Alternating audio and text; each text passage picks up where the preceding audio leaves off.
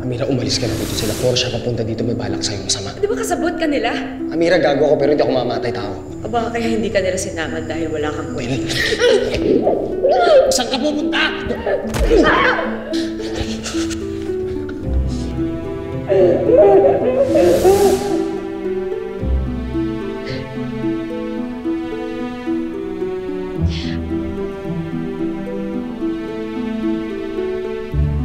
Si Seb?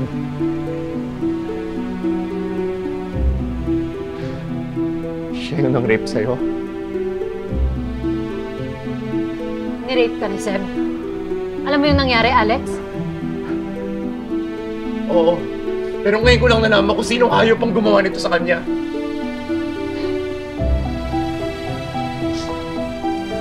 Kaya pala hindi mo sinabi sa akin kasi takot kang mapatay ko si Seb.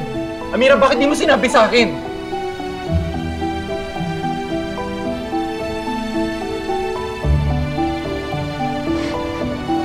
Ilang beses siya humingi ng tawad. Ilang beses niya sinubukan na bumawi para sa akin yung pang ginawa niya sa akin. Pero kahit kailan, hindi nawala sa isip ko yung kababuyang ginawa niya. Hindi ko basta-basta mapapatawad yun.